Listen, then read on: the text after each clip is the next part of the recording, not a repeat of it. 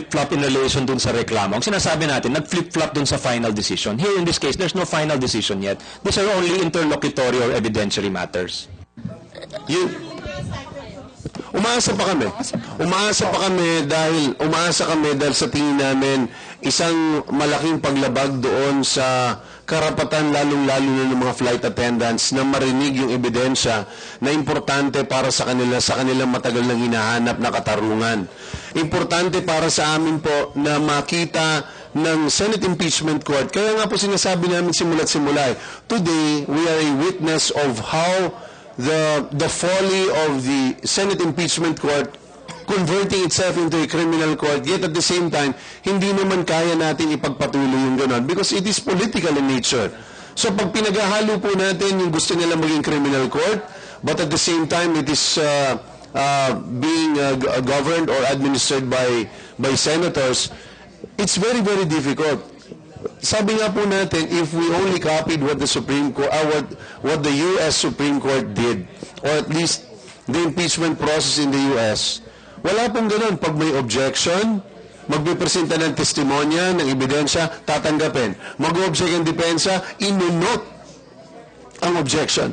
No ruling on the objection. Let's accept all evidence as much as we can and then let the senators just decide. Merong ebidensyang presinta, meron po ditong objection na ni-raise ang depensa. Bahala po mga senador mag-decide dyan. Because in the end, you want the process to be acceptable and credible. Now, it will raise questions later on if you do fully know that there is evidence which could have proved the actual motivation of the Chief Justice to have violated his oath, and that evidence was not allowed to be presented. And like I said, it brings us back to the dollars, which up to today the defense has vehemently objected to. And once again, they have successfully objected to the presentation of evidence, again resorting to these technicalities. Balikan lang, simple lang. Sa mata ng Philippine Airlines, platinum holder si Mr. and Mrs. Corona. Sa mata ng mga employees ng PAL, pag sumasakay, special treatment. So, hindi natin yan maaalis sa mga empleyado ng Philippine Airlines at sa kumpanya ng Philippine Airlines. Okay. Last question from Shara. Are you not willing to concede pa rin that there are defects in the composition of the articles of impeachment? No. It's not a perfect complaint. Let me use the very same words that were uttered in December of the year 2000. December 20, the year 2000, if I'm not mistaken. When somebody said that it's not a perfect complaint, it's not a work of a literary expert, it's not a sample of poetry, but it stands on its own because it is sufficient to convict the President of the Republic of the Philippines. It has sufficient allegations. It's not perfect. It could be better. Those are the words of Senator Joker Arroyo in the year 2000. When they wanted to have the second envelope opened, or even when they wanted to have Clarissa Ocampo admitted. Now, always, history will always say that you err on the side of accepting evidence. The senators are far intelligent enough to make that decision if the evidence is relevant or not. The evidence today was far too crucial for us to use a technicality to set it aside, particularly among all the allegations in the articles of impeachment. This does not involve a political crime. It does not involve the issuance of a TRO against the House of Representatives. This is the singular ground that involved families and individuals who were affected by an injustice in the Supreme Court. Now, at the very least, they should have allowed that evidence to be admitted. Okay. Thank you. Salamat. Please stay for the defense briefing.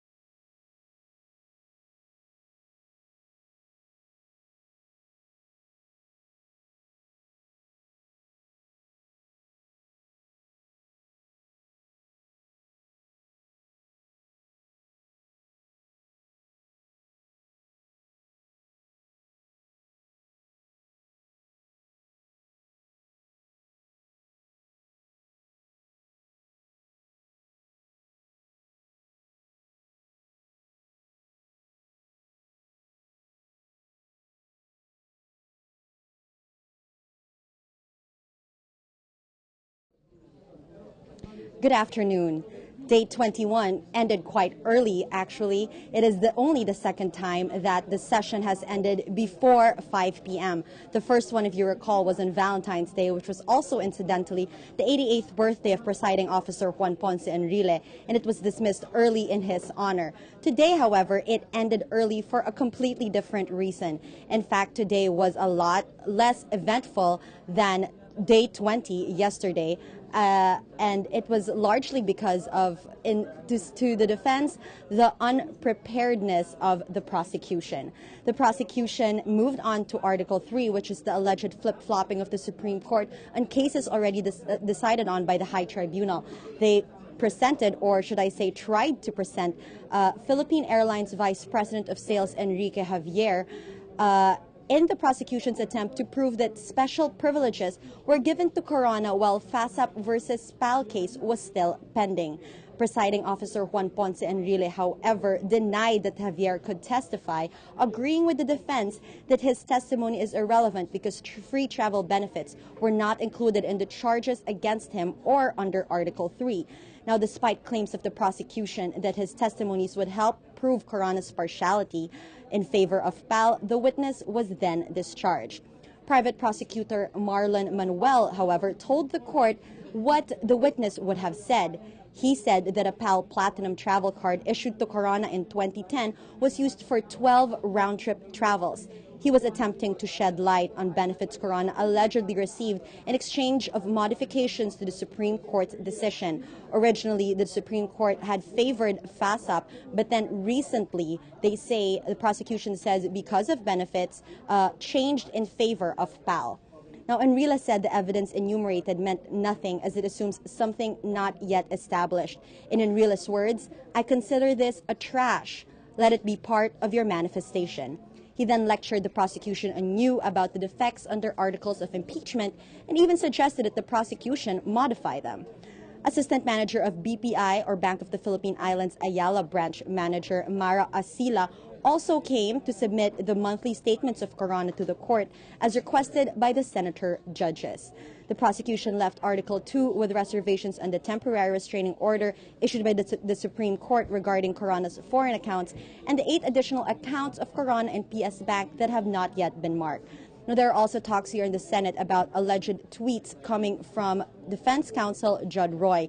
And those tweets, Roy, or the account that allegedly he owns, tweeted bashing members of the prosecution as well as senator judges.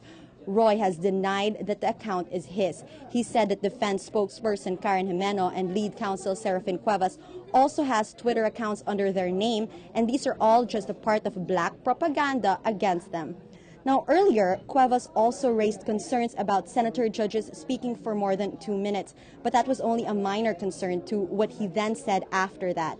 He also said defense and prosecution should be able to object to questions of senator judges, saying a mistrial is possible otherwise.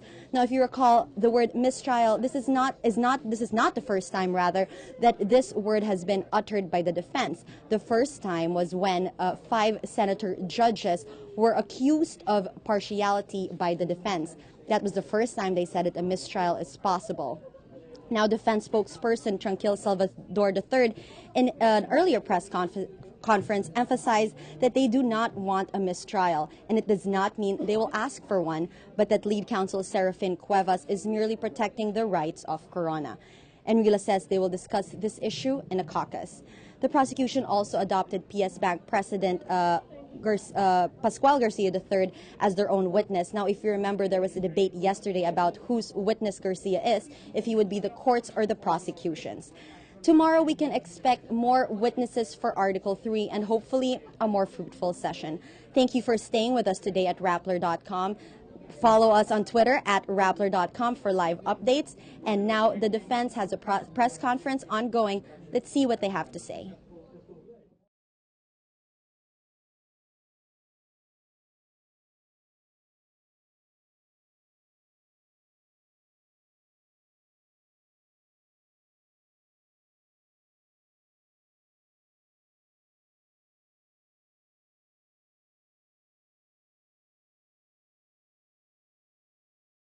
We'll start the O sige po, habang nintay namin yung kasama namin. Okay.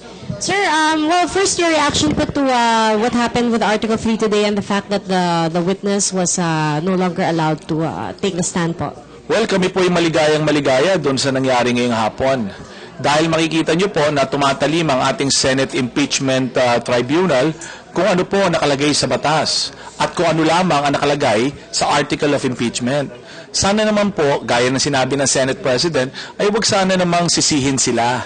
Dahil ang tanong lang naman po yung bang pagpresenta ng Vice President ng Philippine Airlines, ito ba'y sakop o nasa saklaw ng Article 3? Napakaliwanag po. Hindi po ito flip-flopping, hindi po ito entanglement, at hindi naman po ito pag-uusap sa mga litigan. Yun lang po. At idadagdag din namin, napakadali kasing sabihin na siguro may tinatago na naman kung kaya ayaw ipalabas. Nakita niyo naman ang ating Senate Impeachment Court. Hindi naman yan basta-basta nag-exclude din ng ebidensya. Sa katunayan, nagbibigay na nga sila ng liberality dito sa prosecution na pagka meron silang gusto ilabas kahit na sinasabi namin irrelevant and immaterial, pinapayagan naman sila. Pero sa pagkakataon kasi ngayon, napakalayo talaga doon sa Article 3. Kung sinasabi nila na talagang may pagkakamali si Chief Justice Corona na may kinalaman sa kung anumang benepisyo o privileges na nakukuha sa PAL, bakit wala ito doon sa impeachment complaint? Wala siya sa original na aligasyon nila doon sa Articles of Impeachment. Sir, kanina kasi ang sabi ng prosecution, parang hindi daw sila tulad ng defense na in their terms pwedeng mamangka sa dalawang ilog dahil may takbuhan which is the Supreme Court. Ano po masasabi niyo po dito? Siguro po, mahirap po yung magkaroon ng ganong conclusion. Pero nirerespeto natin sila dahil nasabi po nila yon. Dahil marami po sa kanila ay abogado na tulad namin. Meron po tayong mga remedyo na naaayon sa batas na pwede po nating gamitin.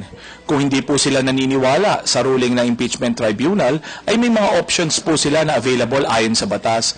Ang sana lamang ay wag na lang sana silang mag-cast ng pagdududa sa institusyon. Kasi po hindi naman natin maiwasan ang ating mga kababayan ay nakikinig sa mga sinasabi namin at sa mga sinasabi nila. So sana naman po sa exchange na nangyayari po ngayon sa prosecution at depensa, panatiliin natin ang respeto ng ating mga kababayan sa mga institusyon ng pamahalaan. Katulad ng Supreme Court, katulad po ng Senado at ng House of Representatives. At the same time, ang ating judiciary at ang ating executive department.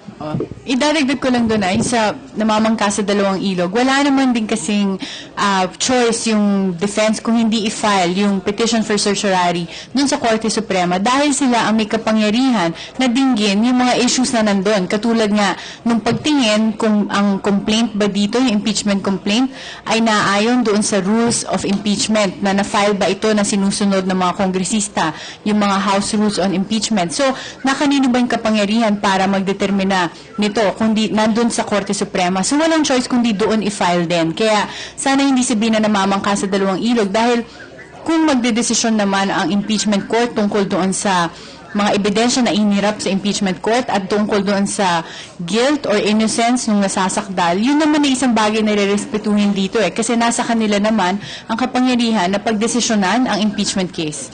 Gusto ko lang sana bigyang diin. Nakalulungkot sapagkat madalas pinupulaan ang depensa sa mga hindi nagagawa ng prosecution. They should not be blaming us for whatever dilemma or for whatever situation that they are in now. If there is someone to blame, they have to blame themselves for this.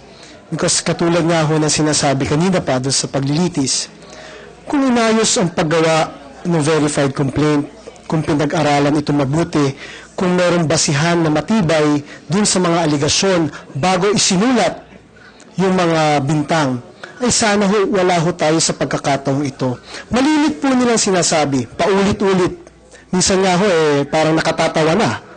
Na sinasabi nila that we are always resorting to technicalities. Kaklaruhin lang po namin, malinaw na ito po ay hindi technicality, ito po ay pagtugon sa karapatan ng nasasakdal, ito po ay pagtugon kung ano ho ba ang naaayon sa batas, at ito po ay pagtugon at pagkilala na kahit sino man, kahit ikaw ay maging kongresista, ikaw ay maging mayaman na tao, hindi ka basta-basta po pwede magbato ng aligasyon kung ikaw ay walang prueba. So, this is not really about technicalities, but this is only trying to ensure that the procedural and the substantive due process of the accused will be respected at all times. Okay, karagdagan lang po dito, no?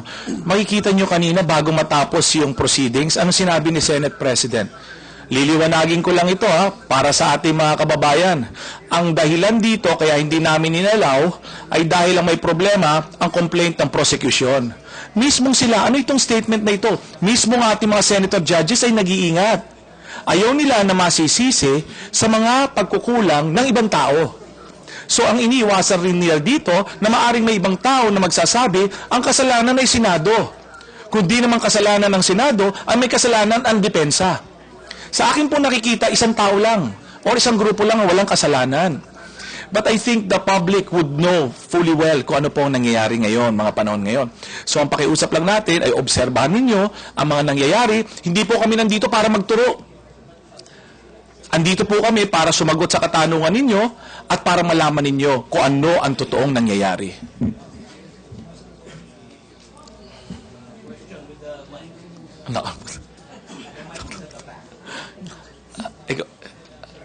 Akala ko ikaw na magtatanong. Okay na. Okay na po tayo. Palagi ko nasagot naman na namin lahat ng iyong katanungan. Napakaliwanag naman ho yung nangyari sa floor. Kung ano man ang interpretasyon doon, siguro kayo na lang iiwan namin sa inyo. Okay na po tayo. Maraming salamat and see you tomorrow.